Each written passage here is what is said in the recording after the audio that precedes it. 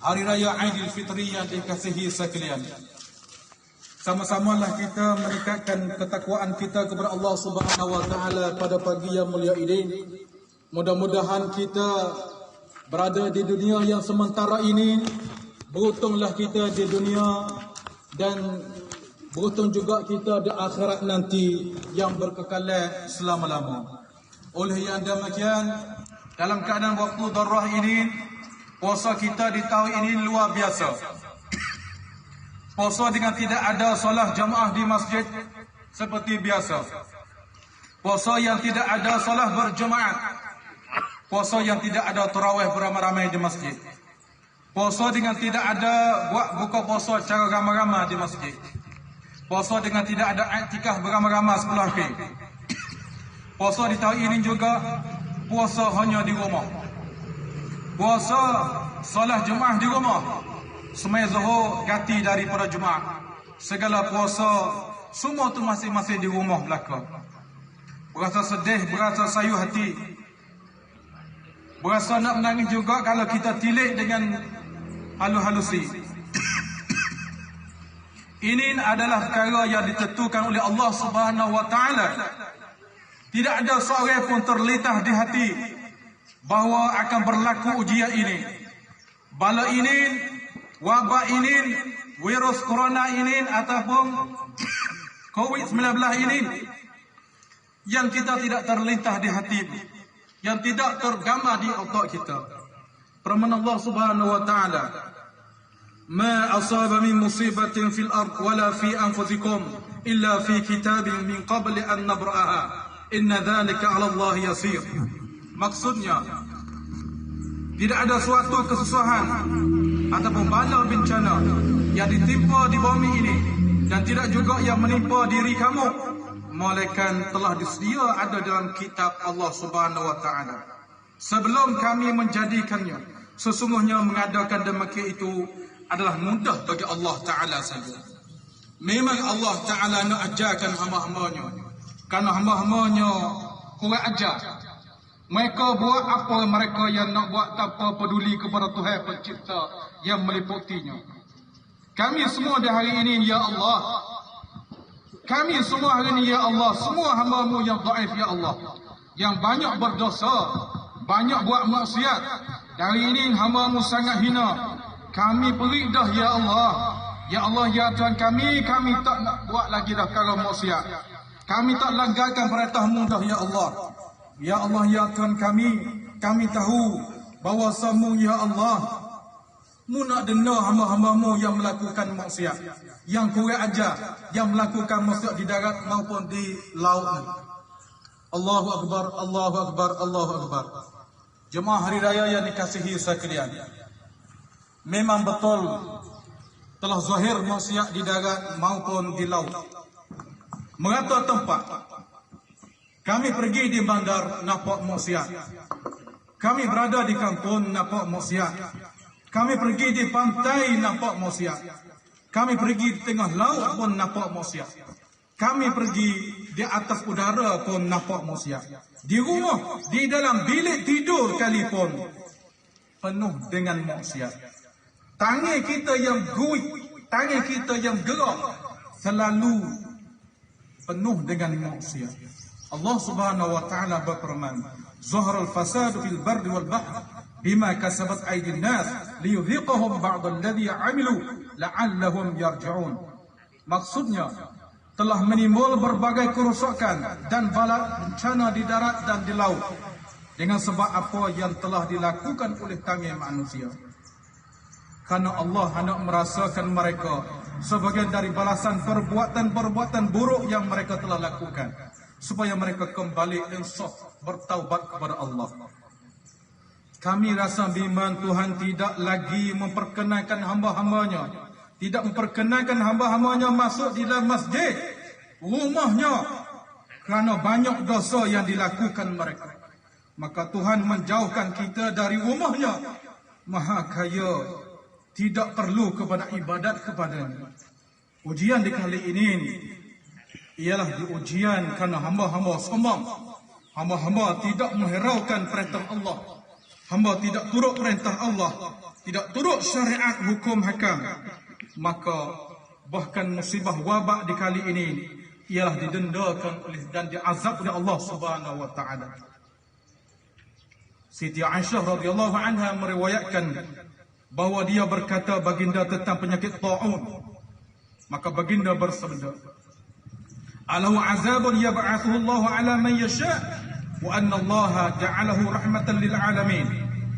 Yang bermaksudnya, taun itu adalah azab yang Allah hantarkan di atas orang-orang yang dikenakinya, dan bahawa Allah jadikan rahmat kepada orang yang beriman.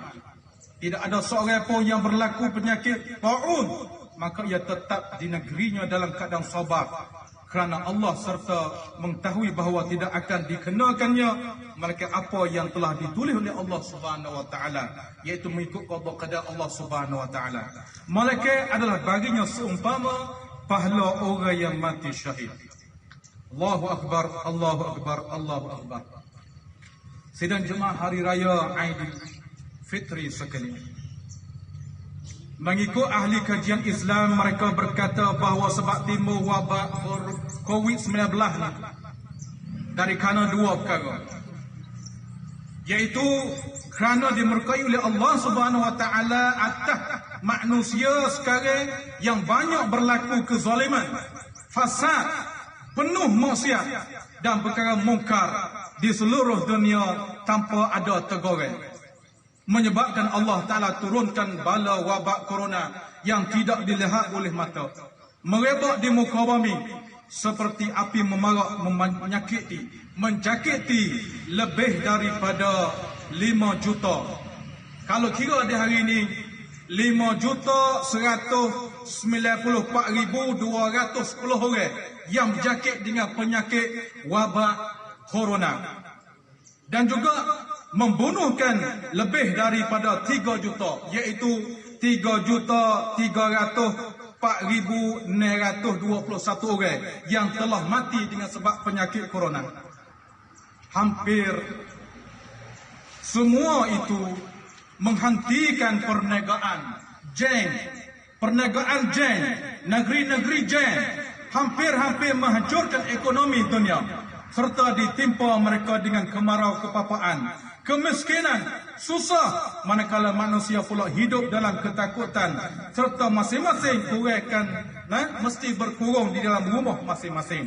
Apatah lagi yang kalau kita lihat di hari ini di Makkatul Mukarramah hari ini, ni timur baru lepas daripada 1 Syawal di Makkatul Mukarramah, lepas pada 1 Syawal hingga sampai 4 Syawal tak benarkan keluar daripada rumah 4 hari. 24 jam kena duduk dalam rumah, kena kurung dalam rumah.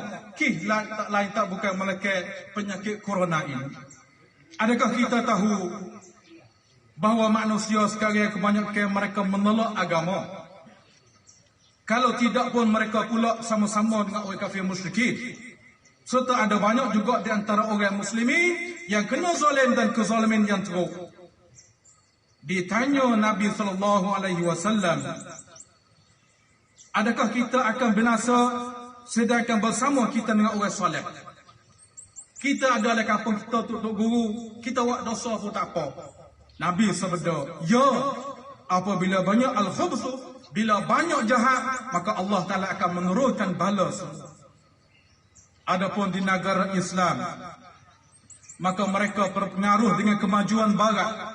Mereka pun menjadi nak ikut sehingga mundur agama mereka, mundur akhlak mulia, menyebabkan kemerdekaan Allah Subhanahu wa taala dengan menghalalkan mereka dari datang ke Makkatul Mukarramah dan Madinatul Munawwarah, menghalalkan mereka dari solat Jumaat dan solat jamaah, dihalalkan mereka dari didengarkan azan dan iqamah, dari kerana mereka cuai dalam menolong saudara mereka di Palestin, di Rohingya dan lain-lain lagi, serta senyap semua negara-negara Islam di atas demikian.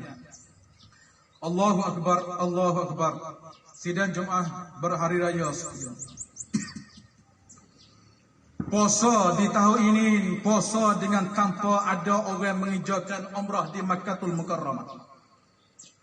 Tak ada orang iktikaf di masjid-masjid Allah hampir-hampir di seluruh dunia. kemungkinan besar tanpa ada mengerjakan haji pada tahun ini. Memang tahun yang gelap gelita, tahun yang penuh dengan sedih derita, tahun yang paling kita takut sekali. Takut Allah Ta'ala mematikan kita dalam keadaan sebegini. Takut berlaku kiamat dalam keadaan kita tidak sedar. Siapa sangka bahawa di satu hari orang Islam terpaksa memerintah supaya berhenti berjemaah di masjid, berhenti solat jemaah, berhenti solat tarawih. Sedih sangat, sedih kerana kita takut bahawa umat yang termasuk kita itu juga di golongan di antara orang-orang yang dimurkai oleh Allah Subhanahu wa taala. Kalau Allah Taala kasih kepada kita, kalau Allah Taala rahmatnya kepada kita, tentu Allah Ta'ala tidak menghalangkan kita dari masuk masjidnya, dari rumahnya. Ya Allah, ya Tuhan kami. Ya Allah, ya Tuhan kami. Lamanya kami dapat bersolah di masjid Engkau. Kami bermanja denganmu, ya Allah. Di saat kami susah, kami merayu, kami berdoa kepada-Mu. Kami munajat berdoa, kami memohon kepadamu ya Allah. Betapa tenang hati kami setelah dapat masuk dalam rumah-Mu ya Allah. Setelah kami dapat berdekati diri kami dengan-Mu ya Allah. Sesungguh pun kami dapat bersolah di rumah kami di saat meribakkan virus corona ini, tetapi tidak sama ya Allah dengan masa ketika kami dapat tunggu hendak masuk di hadapan-Mu 5 kali sehari semua. Ya Allah, ya Tuhan kami berasa bahawa betapa sedapnya, betapa lazatnya, betapa besarnya dapat masuk di dalam masjid, dalam rumah-Mu ya Allah. Ataupun kami berada di depan Kaabah-Mu ya Allah. Kami berada di dalam raudhah-Mu ya Allah. Kami berada di dalam Hijr Ismail-Mu dulu ya Allah. Kami dapat berdiri di hadapan-Mu, menyetak di hadapan-Mu. Kami dapat rakaat, kami dapat sujud kepada-Mu dengan penuh perasaan rendah diri, penuh tunduk. Dan kami berharap bahawa Engkau terima ibadat kami. Setelah berlaku ujian besar ini ya Allah, kami berasa kami rengah dengan-Mu ya Allah. Berasa jauh, berasa kesih ya Allah, berasa sedih ya Allah.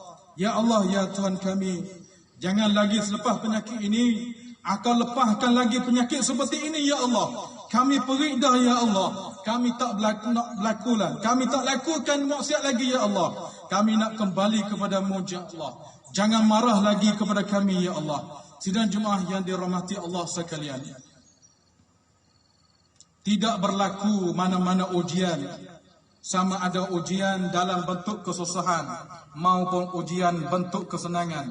Kedua-duanya adalah ujian Allah Subhanahu wa taala supaya kembali kepadanya, merayu kepadanya, bertaubat kepadanya. Siapa sangka di Eropah yang mengharamkan muslimah berhijab pakai telekon, dilarangkan azan di masjid, tiba-tiba dibenarkan berhijab, diizinkan azan, memohon kepada semua supaya berdoa kepada Allah. Ujian di kali ini membolehkan bahawa semua peranan yang ada pada manusia daripada Jepun hingga sampai kepada Amerika Syarikat, dunia yang memiliki berjuta doktor, berjuta orang-orang yang ahli boleh mempagarkan bidang penyakit dalam bidang kedoktoran, mempunyai berjuta-juta ahli ilmu, harta yang banyak, ilmu yang tinggi. Peranan yang berjangkit ini semua tidak dapat menghalangkan, walaupun penuh dengan doktor pun tidak boleh, tidak ada siapa yang boleh mesekatkan apa kerana Allah Subhanahu Wa Taala.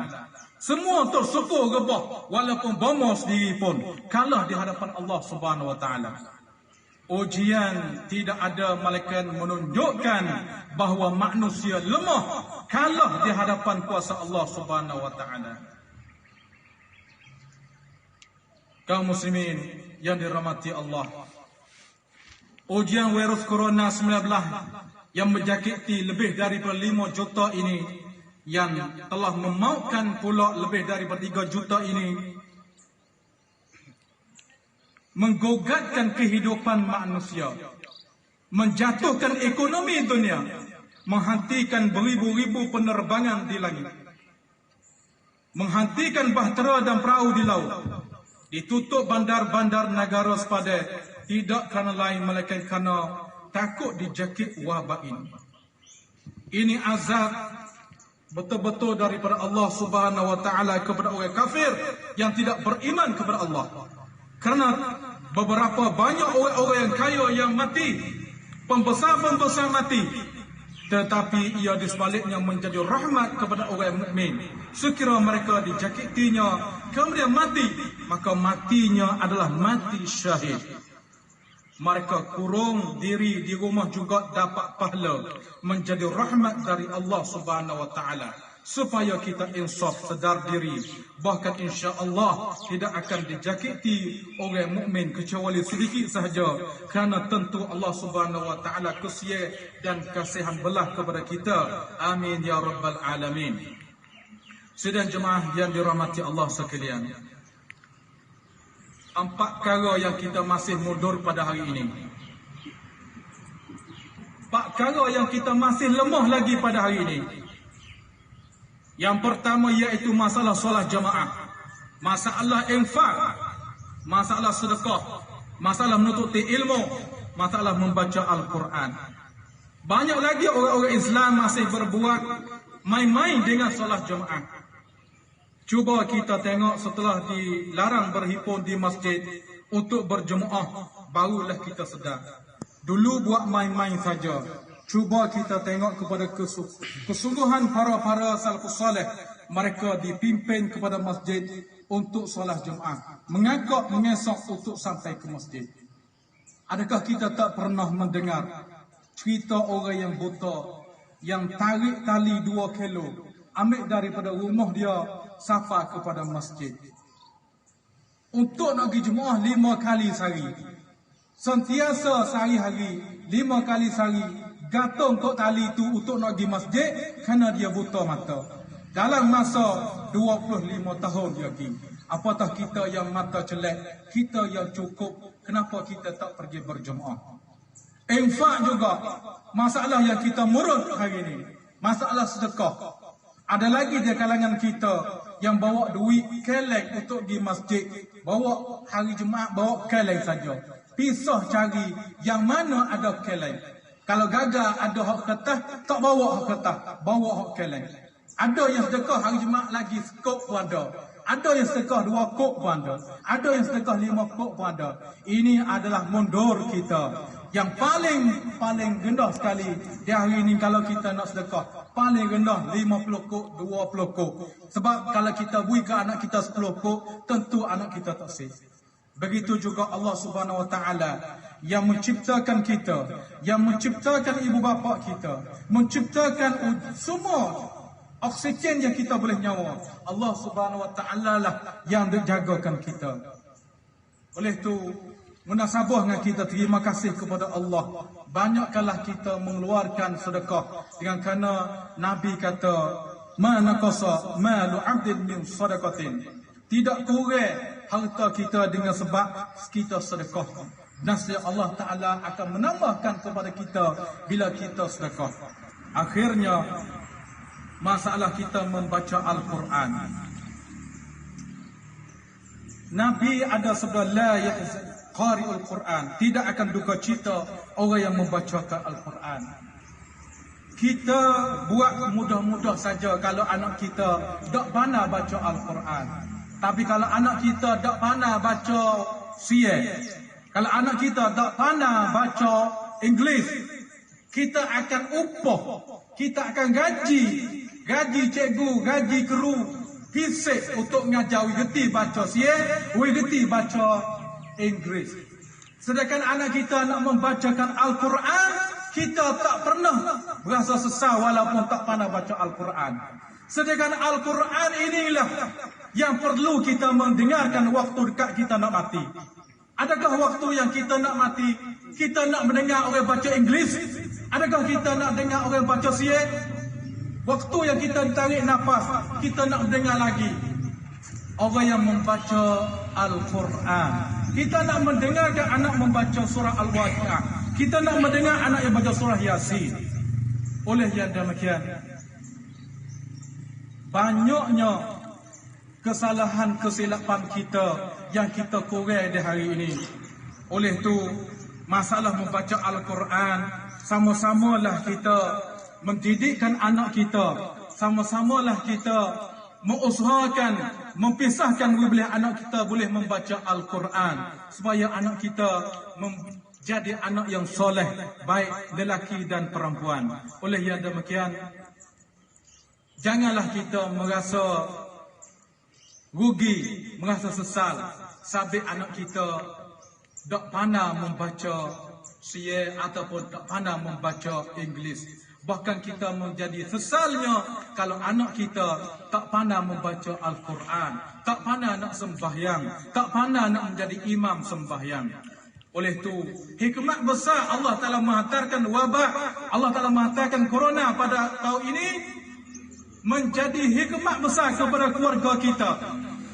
Bagi orang yang berakal, dia boleh memikir, siapakah dalam keluarga kita yang boleh membawakan kita ke alam syurga? Dalam keluarga kita, siapa dia yang boleh menjadikan imam? Kita boleh tahu lalu keluarga kita. Yang kita duk kecil sedap sangat, yang kita duk kecil besar sangat, biar orang semaya jemaah rumah, siapa dia yang nak jadi imam? Kita nak letak cucu hak mana jadi imam? Kita nak letak anak mana hak jadi imam? Di sinilah timbulnya perasaan yang kita boleh memikirkan. Tentu sama sekali anak yang boleh membaca Al-Quran, anak itulah yang boleh memimpin kita ke alam syurga. Anak itulah yang kita letak menjadi imam kita sembahyang tarawih di rumah hari-hari. Daripada anak binin kita, anak cucu kita. Itulah hikmat Allah Ta'ala boleh mengurungkan kita dalam rumah, dapat kita timbulkan daripada keluarga kita siapa yang amal yang kekal sejati di akhirat yang kita boleh tupai mereka. Amin ya rabbal alamin. A'udzubillahi minasyaitonir rajim. Bismillahirrahmanirrahim.